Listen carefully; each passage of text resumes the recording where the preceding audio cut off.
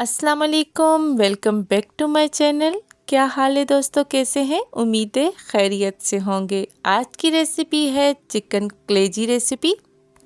अगर आप चिकन कलेजी बनाते हैं मगर वो कभी सख्त, कभी कड़वी या कभी स्मेल वाली हो जाती है तो आज की वीडियो आपके लिए है, क्योंकि आज की वीडियो में बिल्कुल नया और मुख्तलिफ तरीका बताने वाली हूँ जिसमें मिसालें अलग तरीके से यूज़ होंगे और कलेजी ऐसी बनेगी बिल्कुल नरम और बग़ैर स्मेल के।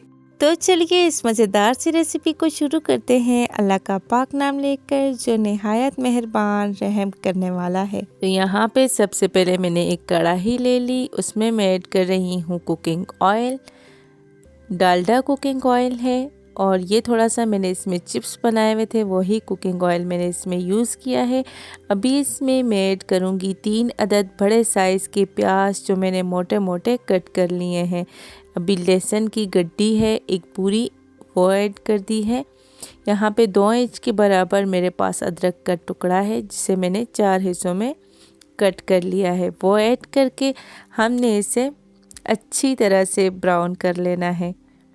यकीन माने बहुत ही लाजवाब ये रेसिपी है। आपकी जो चिकन कलेजी है बहुत मज़ेदार बनेगी।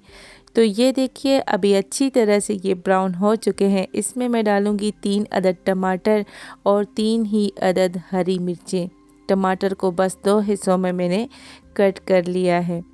अच्छी तरह से इसे भूनने के बाद मैं इसे जूसर जग में निकाल के इसको ब्लेंड कर लूँगी।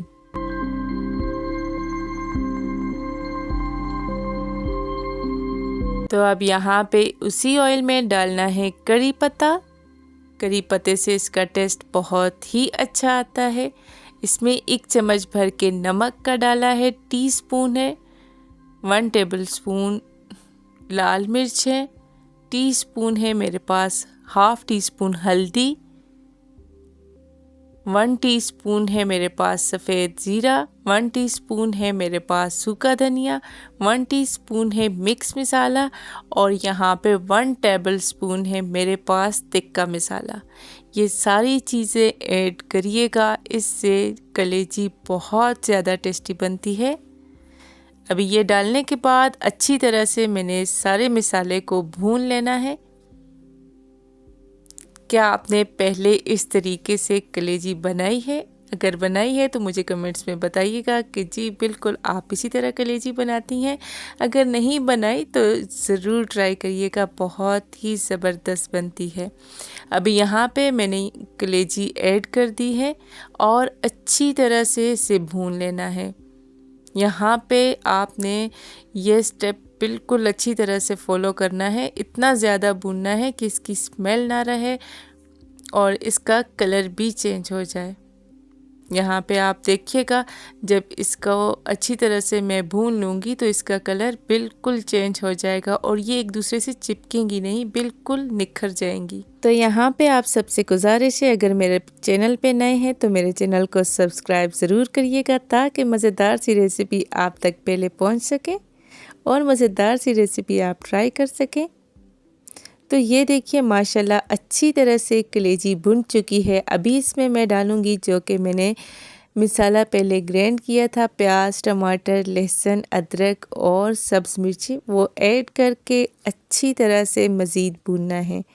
जब आप ये डालेंगी तो एक दफ़ा ये सारा जो ऑयल है ख़त्म हो जाएगा।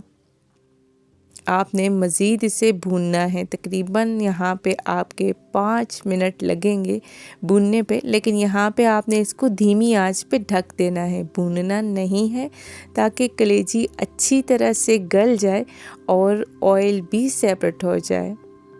तो ये देखिए माशाल्लाह ऑयल सेपरेट होना शुरू हो गया है। अभी हमने मज़ीद इसे भूनना है।